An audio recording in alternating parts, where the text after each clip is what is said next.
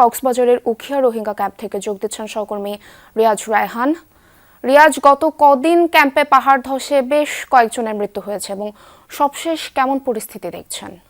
বলতে গেলে মরার উপর খাড়া গা যেটি বোঝায় সেই ধরনের অবস্থা হয়েছে। এমনিতেই রোহিঙ্গা ক্যাম্পে গাড়াগাড়ি করে মানুষ থাকেন এবং কয়েক লাখ মানুষ এখানে থাকেন বেশ কয়েকটি ক্যাম্পে। তার উপরে তাদের যে ভারী বর্ষণ, এখন নিশ্চয়ই আপনি দেখতে পাচ্ছেন ভিডিও চিত্রের মাধ্যমে যে পরিমাণ ভারী বর্ষণ হচ্ছে এবং এখানে দাঁড়ানোর মতো অবস্থা নেই।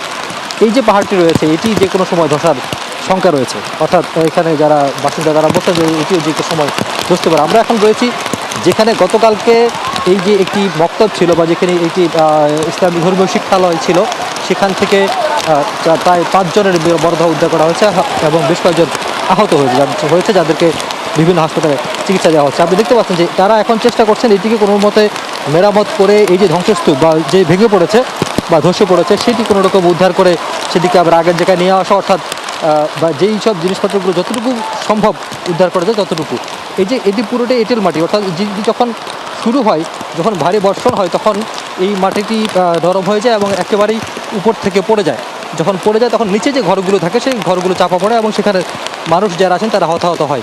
এর আগেও বেশ কয়েকটি ঘটনা ঘটেছে, অর্থাৎ গত বছর যদি আমরা বলি, গত বছর এখানে পাহাড় ধসে মৃত্যুবরণ করেছে। তার আগের বছর যদি করি, আমি অন্তত বলতে পারি বিগত 5 থেকে 7 বছর, অর্থাৎ 2017-এর পর থেকে প্রত্যেক বছর যখনই ভারী বর্ষণ হয়, অর্থাৎ বর্ষাকাল হয়, তখন এখানে পাহাড় ধসের ঘটনা ঘটে এবং রোহিঙ্গা জনগোষ্ঠী যারা রয়েছেন তারা এই পাহাড় ধসে চাপা পড়েন এবং তারা মৃত্যুবরণ করেন বেশ কয়েকজন।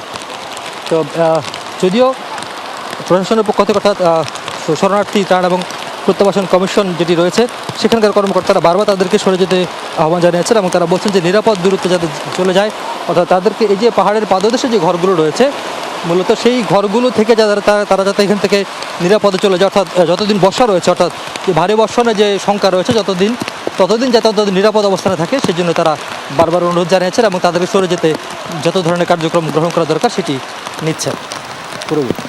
ধন্যবাদ রিয়াজ আমাদের সাথে যুক্ত হওয়ার জন্য। যেমনটা দেখছিলাম, কক্সবাজার এবং বান্দরবানের পরিস্থিতি অনেকটা একই রকম। এদিকে কক্সবাজারের চকরিয়া বড়ইতলী ইউনিয়নের পাহাড় ধসে 2 জনের মৃত্যু হয়েছে। এ বিষয়ে আরও জানাতে কক্সবাজার সদর থেকে যুক্ত হচ্ছেন সহকর্মী এহসান আল কুতুবি। এহসান, পাহাড় ধসে প্রাণহানি আর টানা বৃষ্টিতে জনদুর্ভোগের ব্যাপারে আমাদের বিস্তারিত জানাবেন।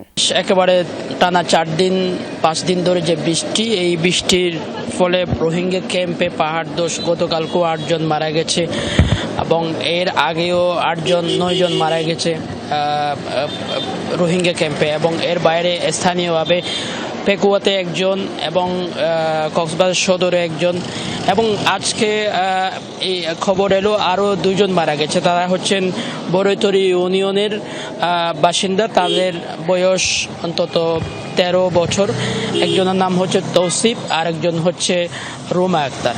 তো ঘুমন্ত অবস্থায় ছিল রাত 1টার দিকে। ওই সময় ভারী বৃষ্টি কয়েকদিন ধরে চলছিল। গতকাল রাতেও কিন্তু মোটামুটি ভারী বৃষ্টি না হলেও বৃষ্টি ছিল, তবে সেই বৃষ্টির কারণে আগে থেকে যেহেতু বৃষ্টি হচ্ছে, মাটি নরম হয়ে পাহাড়ের বিশাল একটি অংশ বাড়ির উপর পড়ে এই তৎক্ষণাৎ স্থানীয়রা খবর পেয়ে তাদেরকে উদ্ধার করে হাসপাতালে নিয়ে যাওয়ার পর এটি মৃত্যু নিশ্চিত হয়, এমনটি আমাদেরকে উপজেলা নির্বাহী কর্মকর্তা জানিয়েছেন। এর পাশাপাশি হচ্ছে যেহেতু বান্দরবান এলাকায় খুব বেশি বৃষ্টি হচ্ছে পাহাড়ি এলাকায়, সে কারণে সেখানকার যে মাতামুহুরী নদী চকরিয়া দিয়ে প্রবাহিত হয়েছে, সেই মাতামুহুরীর নদীর পানি বিপদসীমা আর উপরে, এবং এর কারণে কিন্তু আশপাশের যে এলাকা সেই এলাকাগুলো প্লাবিত হচ্ছে এবং হচ্ছে প্রায় পুরো কক্সবাজারে লক্ষাধিক মানুষ পানিবন্দী অবস্থায় আছে। পূরবে এহসান, আপনাকে ধন্যবাদ।